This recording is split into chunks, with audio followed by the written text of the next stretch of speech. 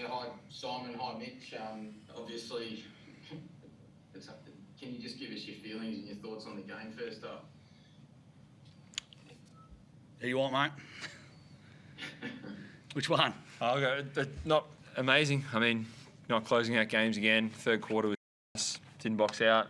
Gave them easy second chance threes repeatedly, and 0 boards first quarter. I think it was 3 in the second. Still reasonable for how effective they've been at second chance opportunities, and then third and fourth quarter probably like 48 boards. I don't know how many there was in total. It's just 11, so 8, and that probably resulted in 15 to 20 points. So that's where we lost it, and it's frustrating when you play such a well-rounded game against such a well-oiled machine as the JackJumpers. And full respect to them, they made big plays when they needed to. So you've talked a couple of times this year about playing that 40 minutes. Is it a problem that you can't fix? I mean, we haven't been able to. Can you fix it? No, that's been the goal all season long, since pre-season with the squad. Defending 24 seconds and then executing throughout the course of the game. And, as Creaky touched upon, thought we were pretty good in that first half. We did some good things, but we put them in the line way too much. Gave up those boards, kicked out threes. We're probably a little bit unlucky. Start that third quarter, we probably Joe gets a block shot, goes to McVeigh, gets a 3. They get no board, kicks out 3. We go down the other end, miss 2 layups, and then we don't take care of business from the line. We're 11 of 20 there, and I don't know if we got a little bit gun shy at trying to get to the line, but we got them in the penalty pretty early in that fourth quarter, and certainly the message was, continue to put heat on the rim, keep going at the rim, try and get to the line, but we weren't able to, one, get there as much as we should have, and 2, convert when we did. Now that you're mathematically out of the finals, does the focus change at all? You've got 2 games to go, you're playing for pride. Do other guys get opportunities that they might not have got? Do you start looking to next year? It's funny, No, nothing changed for the next 2 games. We've given ourselves a chance to have a look at Owen Foxwell the last couple of games. He's come on and done some really good defensive work for us. I'll have to see where Kyle's at.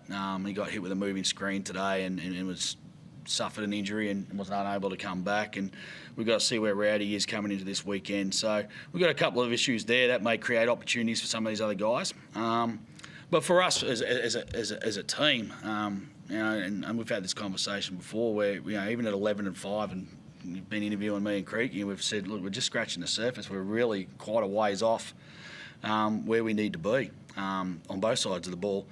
And, our endeavours at that point are no different than our endeavours right now. And that's to try and create a team or put a team out there that can play 40 minutes of basketball, execute both sides of the ball and come out victors. But, yeah, that's still our goal for the next 2 games. Mitch, what about for the players?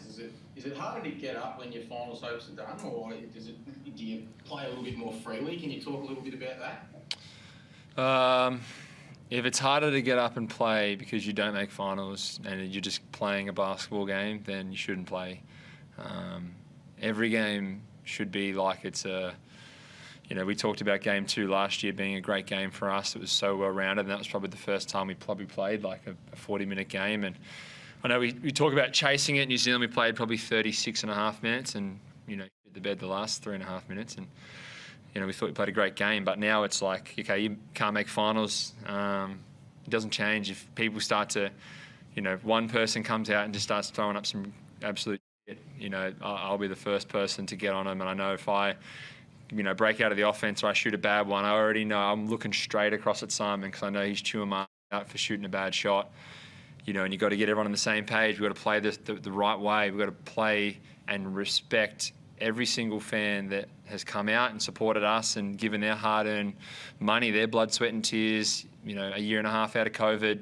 We have to respect our fans so much so that we play with more intensity if we have to, to show them how thankful we are and how much we do appreciate everyone's support, not just here, but also at home. And for people that can't make it that watch, we do appreciate it. So we've got to come out these last 2 games. And it's the thing I said in the huddle to the boys afterwards was, we may be out of the finals now, but we got to go and show these amazing supporters and Phoenix fans that we are here to play and perform for them and show them that their hard-earned money is well spent, because we need to go and show them all the due respect they deserve.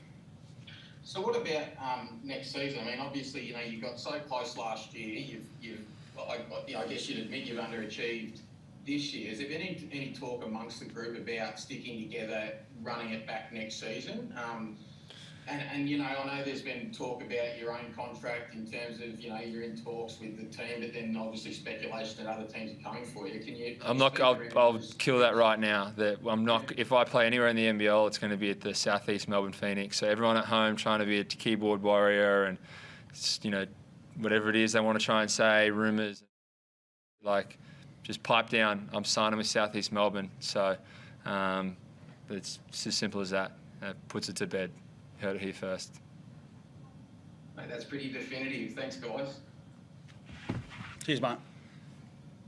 Sorry, Mitch, can I just ask something quickly following up from that? After you got so close to the championship, you got so close to the grand final last year, and given what Perth was going through, you were so close to a championship. Now that you've missed the finals this year, does that help your motivation now to want to come back next year to make up for it? If you've never heard me speak or seen me play, I don't lack motivation to go and kick someone's ass. Any other team we play against, people talk about the Melbourne rivalry. I don't like any team. Couldn't give about them, but I respect them. And you make it, you don't make it. We didn't make it year 1. I didn't come out year 2 like, I've got to make a finals, because that's a selfish act of me, and that's not who I am. I want to be a selfless person that makes others better around me and makes this club and the culture here what it is. We want to keep building that. We want to keep doing things the right way.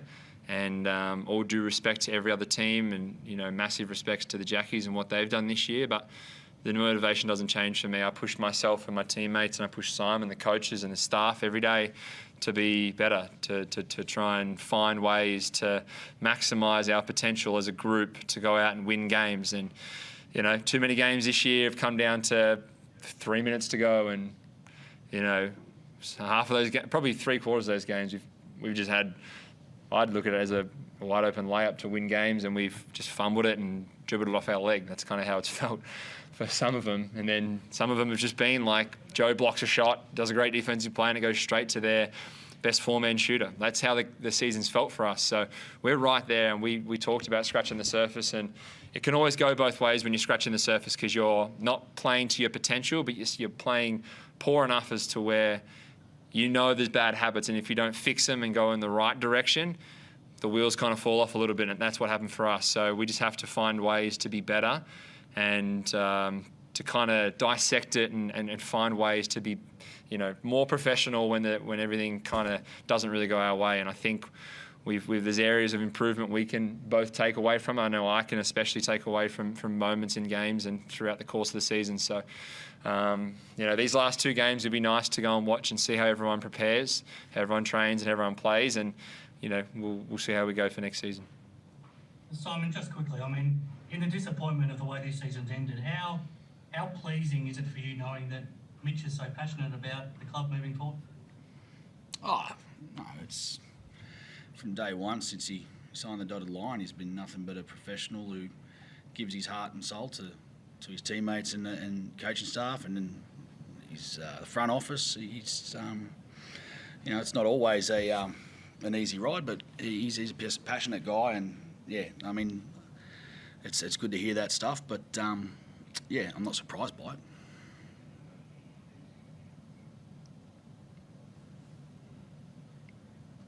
All right, there's no more questions. We'll wrap it up. Thanks, guys. Thank you. Cheers. Thanks, guys.